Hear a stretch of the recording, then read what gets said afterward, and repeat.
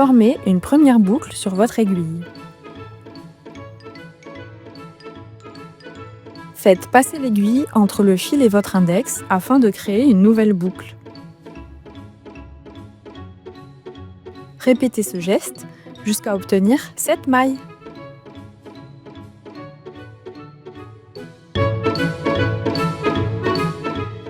Plantez l'aiguille dans la maille, tournez le fil autour et passez au-dessus.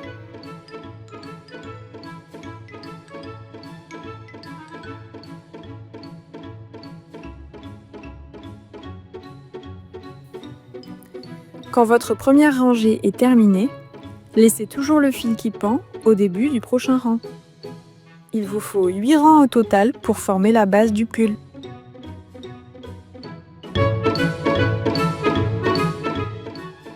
Manche droite. Rajoutez 3 mailles supplémentaires au bout de votre rang, de la même manière que vous avez monté les mailles au début.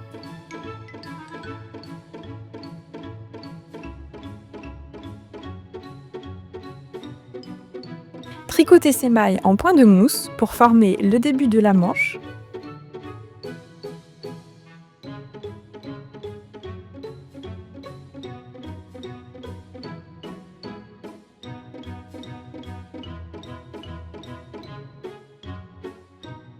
Manche gauche. Retournez le tricot et répétez l'opération.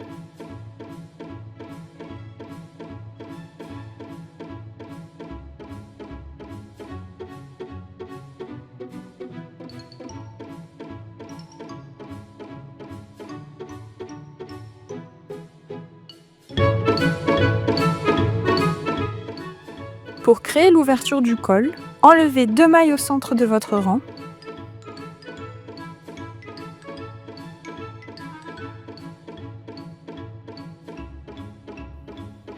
Utilisez une troisième aiguille pour mettre une partie du tricot de côté pendant que vous travaillez sur l'autre épaule, afin de créer le décalage de l'encolure.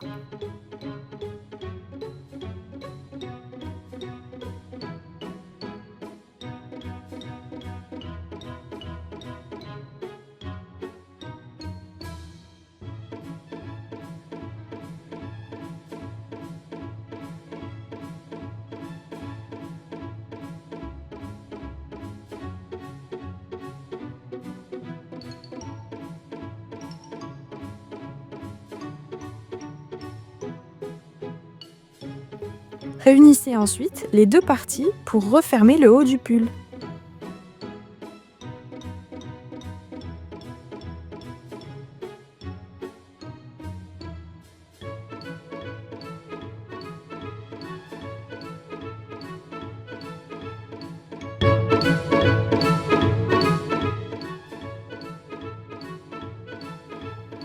Une fois que vous avez tricoté assez de hauteur pour les manches, il faut les détricoter pour revenir à la largeur initiale du corps du pull.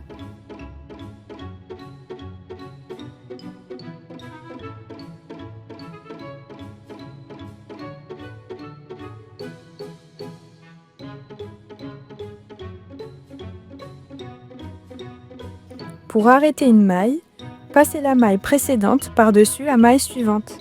Faites cela pour les 3 mailles de chaque manche.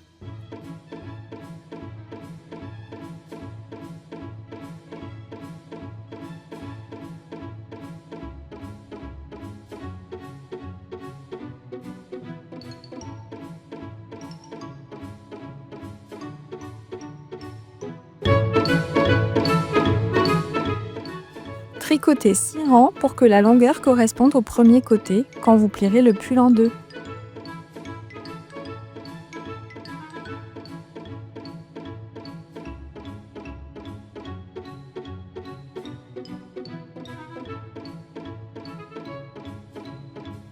Pour arrêter le tricot, passez chaque maille l'une par-dessus l'autre jusqu'à ce qu'il n'en reste qu'une.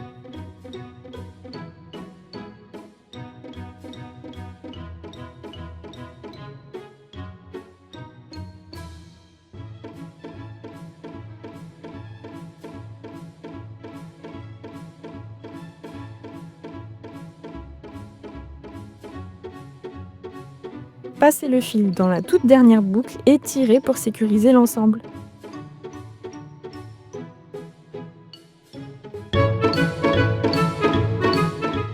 Pliez le tricot en deux au niveau des épaules. Utilisez une aiguille à laine pour coudre les côtés et le dessous des manches.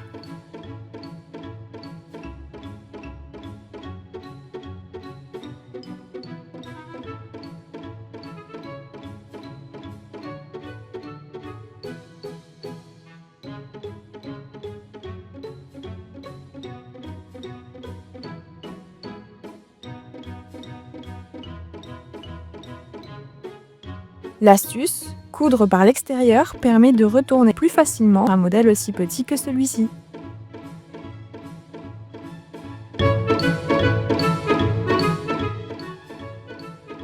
Laissez un fil dépasser à l'intérieur pour pouvoir l'attacher au support du porte-clés.